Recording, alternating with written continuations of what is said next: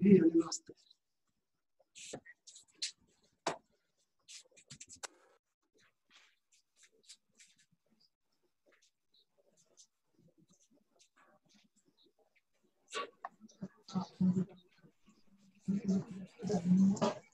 तो आज के ऑनलाइन लाइव क्लास में आप लोगों का स्वागत है। जैसे कि आप लोग को मालूम ही होगा कि हमने पिछले क्लास में 12th हिस्ट्री के अध्ययन का कुछ पॉइंट पढ़ाए थे और शेष पॉइंट आज हम पढ़ाएंगे। मैं बता दूं, आज हम पढ़ाएंगे मुगल दरबार।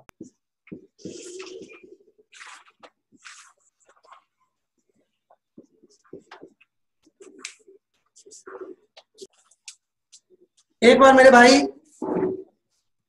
पेन नीचे रखिए और इसको समझ लीजिए। मुगल दरबार,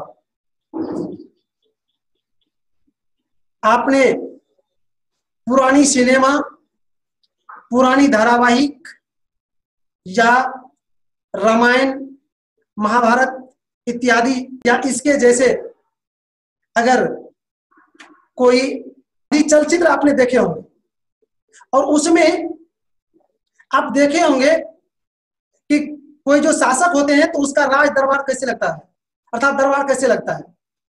वहां पर बहुत सारे मंत्री रहते हैं और राजा वहां पर आते हैं और राजा के आने के क्रम में ढोल मजीरा भी बजता है, आवाज लगती है। फिर वहां पर आकर राजा सब मंत्रियों का डिसीजन सुनते हैं। सब राज्य से अलग अलग गुप्तचर आते हैं, उस राज्य के पदाधिकारी आते हैं और वहां आकर उस राज्य के हाल समाचार सुनाते हैं और फिर लास्ट में राजा डिसीजन देते हैं। सेम टू सेम मुगल दरबार था। मुगल दरबार में भी बादशाह जो थे और मुगल दरबार के प्रधान होते थे। मुगल दरबार अर्थात जहां पर शासन के सारे कार्य संपादन होते थे वहां पर मुगल दरबार लगता था। मुगल दरबार में मंत्री, विद्वान के साथ साथ शासक के सगे संबंधी, उसके परिवार के बैठने का स्थान भी रहता था और उसके बहुत सारे नियम कायदे थे। जो जितने भी पदाधिकारी होते थे, जितने भी उसके सदस्य होते थे, सबको उस नियम का पालन करना पड़ता था। और जब मुगल बादशाह उस दरबार में प्रवेश करते थे तो प्रवेश द्वार पर ही लगेरा बजता था, बड़का ढोल बजाया जाता था और उस ढोल बजने के बाद इधर जितने भी पदाधिकारी, जितने भी कर्मचारी, जितने भी सदस्य थे, सबको यह ज्ञात हो जाता था कि बादशाह आ रहा है। अतः सभी अपने जगह पर से खड़े हो जाते थे, उसकी स्तुतियां होती थी, उसका मान सम्मान होता था और फिर राजा एक सिंहासन होता था जहां राजा अर्थात मुगल बादशाह जाकर बैठते थे और बैठने के बाद सारी समस्या वो सुनते थे और लास्ट में वो डिसीजन देते थे। यही था मुगल दरबार।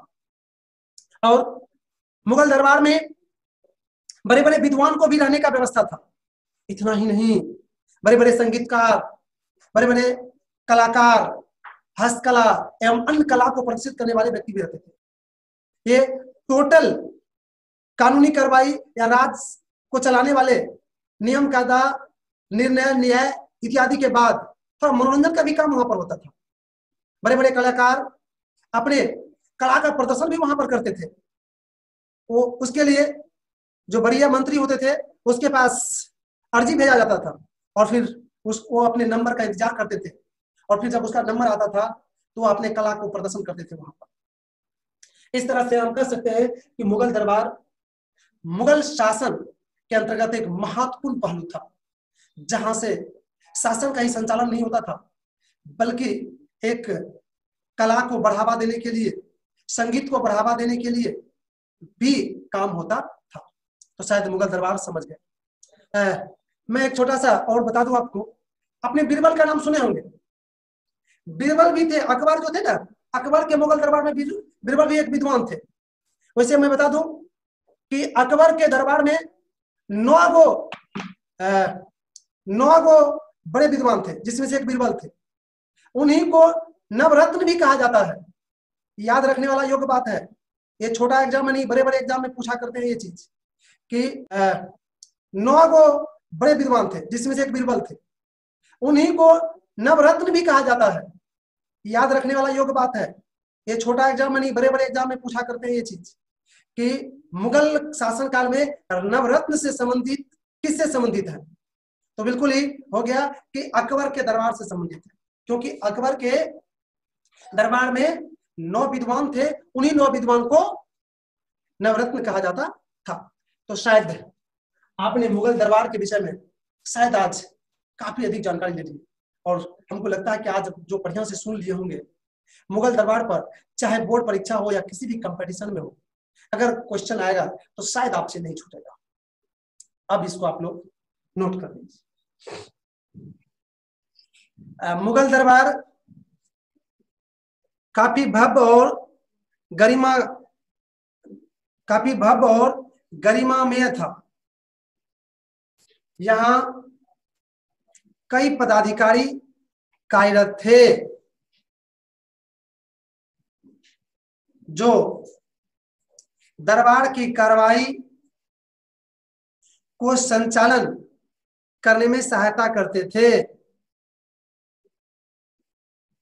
दरबार का प्रधान बादशाह होता था। दरबार में विद्वानों, दार्शनिकों और कलाकारों की उपस्थिति अधिक रहती थी। बादशाह के दरबार में 9 प्रमुख विद्वान, कोष्ठ, बीरबल, टोडरमल, अबुल फजल आदि कोष्ठबंद थे, जिसे नवरत्न या नवरत्न कहा जाता था। Paragraph change.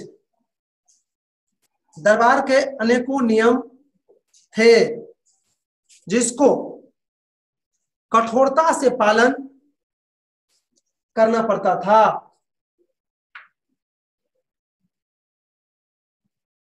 मुगल दरबार प्रतिदिन लगता था, जहां बादशाह के साथ साथ उसके अन्य सहयोगी उपस्थित रहते थे, जो विभिन्न मुद्दों पर अंतिम निर्णय लेते थे। इस तरह से हमने मुगल दरबार को समझाने और लिखाने का प्रयास किया। अगर अभी भी इस पर किसी तरह का आपको डाउट है, क्वेश्चन है, तो आप पूछ सकते हैं। जी सर, गरिमा क्या होता है? गरिमा गरिमा का तात्पर्य जो होता है एक महत्व के अर्थ में होता है, जिसका काफी अधिक महत्व होता है, वही उसका गरिमा कहलाता है। अब अगला पॉइंट है आपका मुगल हरम।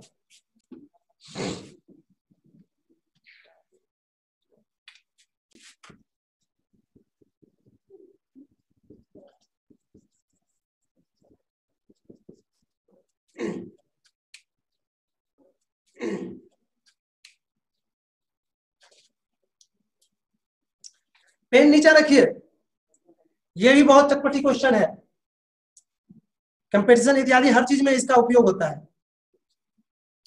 मेरे भाई, ये हरम शब्द, हरम का अर्थ होता है पवित्र स्थान।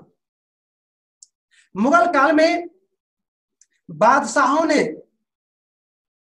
हरम की स्थापना करने लगा था, अर्थात जहां पर बादशाह का कार्यालय था, घर था, वहां या अन्य जगह भी हरम नामक एक भव्य मकान या भव्य कहिए तो परिवेश तैयार किया जाता था, और वहां पर बादशाह के सगे संबंधी परिवार के कुछ लोग रहने के साथ साथ बादशाह की जो उपपत्नियां, या कहिए बादशाह तो बहुत सारे शादी करते थे, क्योंकि मुगल शासन में ऐसा व्यवस्था देखा गया है कि बहु विवाह की प्रथा शुरू किया इन्होंने, एक से अधिक शादी करते थे बादशाह। और उन पत्नियों को रखने के लिए वो मुगल हरम या हरम बनाते थे, वहां पर उसकी पत्नी सुरक्षित रहती थी। और भी सुन लीजिए, मुगल हरम में रहने के लिए महिला के लिए अलग और पुरुष के लिए अलग व्यवस्था था, और वहां पर सुरक्षा का उत्तम व्यवस्था था। एक परिंदा भी वहां प्रवेश नहीं कर सकता था, हथियार बंद वहां पर सिपाही कहिए वो बिल्कुल ही ड्यूटी लगी हुई थी। साथ ही उसकी साफ सफाई रख रखाव का भी उत्तम व्यवस्था था। हाँ, एक चीज था कि सुरक्षा के साथ साथ उसको जो सुविधा उपलब्ध कराई जाती थी वह अलग अलग था। जो बादशाह के जितने करीब थे उसको उतनी सुविधा दी जाती थी, और जो बादशाह से दूर था उसको उतना कम सुविधा दी जाती थी। एक चीज मैं आप लोग को आज बताता हूं, एक यहाँ पर छोटी घटना बताता हूं, उसके बाद बताएंगे। आप सुने होंगे अल्पावास का नाम, और इससे पहले भी चर्चा हुआ है, और पिछले अल्पावास की भी मैंने कई घटना देखा हो, और उन घटना से बिहार सरकार भी एक डिसीजन लिए हैं कि वहां पर जो पदाधिकारी होंगे वो ये जो किन्नर होते हैं उसको रखा जाएगा। आप भी सोचे हैं, अब समझ लीजिए, आप मुगल बादशाह उसी टाइम में सोच लिए थे जहां इसकी रानियां रहती थी या सगे संबंधी की महिलाएं रहती थी, वहां पर सुरक्षा करने वाला जो था वो पुरुष नहीं था, वहां पर सभी हिजड़ों को बहाल किया जाता था, वो उसकी सुरक्षा करते थे। तो शायद मुगल हरम क्या था वो शायद समझ में आ गया कि मुगल हरम एक पवित्र स्थान था, एक विशेष स्थान था जहां पर बादशाह के परिवार एवं परिवार के सगे संबंधी करीबी लोग रहते थे, जहां पर बादशाह उसको उचित सुविधा उचित सुरक्षा प्रदान करते थे। हरम का अर्थ पवित्र स्थान होता है। मुगल काल में बादशाहों के हरम हुआ करते थे।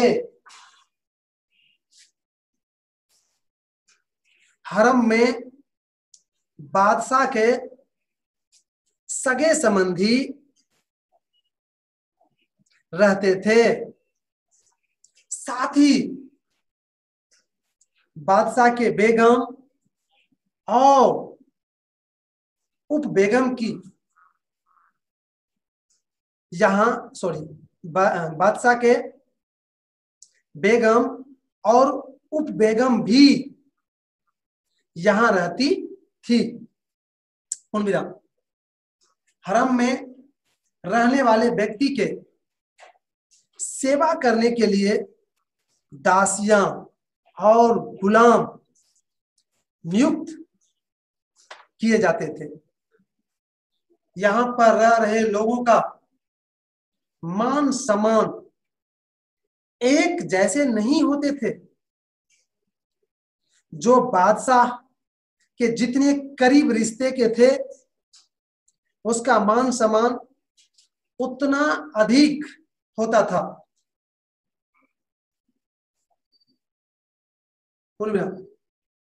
हरम की सुरक्षा करने के लिए हथियारबंद गुलाम हिजरे नियुक्त किए जाते थे। इस तरह से आपने मुगल हरम को समझ गए। अब अगर इसमें किसी भी तरह का डाउट है तो आप पूछ सकते हैं। जी किसी भी तरह का डाउट है तो आप पूछ सकते हैं। सर ये हथियार बंद का मतलब हथियार बंद का मतलब हुआ हथियारधारी। जी हथियारधारी। हाँ, आप देखे होंगे कि नई में जो बिहार पुलिस बाहर लाठी लेके सिर पर रहता है उसको हथियार नहीं रहता है, तो उसके बाद उसको हथियार दे जाता है, अर्थात राइफल या रिवॉल्वर दे दिया जाता है, तो हथियार बंद हो गया। हथियार बंद का मतलब सीधा हो गया हथियारधारी। जी और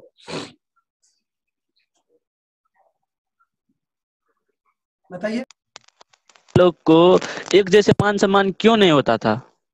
अरे वहां पर राजा भी एक तरह से कहिए असमानता का वो प्रतीक था। उस वहां पर जो राजा के जैसे कि रानी हो उसको अलग मान सम्मान। आज भी आपके घर में जो मेहमान आते हैं क्या सबका एक जैसे मान सम्मान करते हैं? आपके बहनोई जब रसगुल्ला आते हैं, रसगुल्ला कौन? सुनो ना, आपके जब बहनोई आते हैं तो 56 प्रकार का सब्जी तरकारी सब्जी बनाते हैं। अब कोई जी उसी के गाँव के कोई आ जाता है भाड़ वाला, तो क्या उसके लिए भी वही बनाते हैं?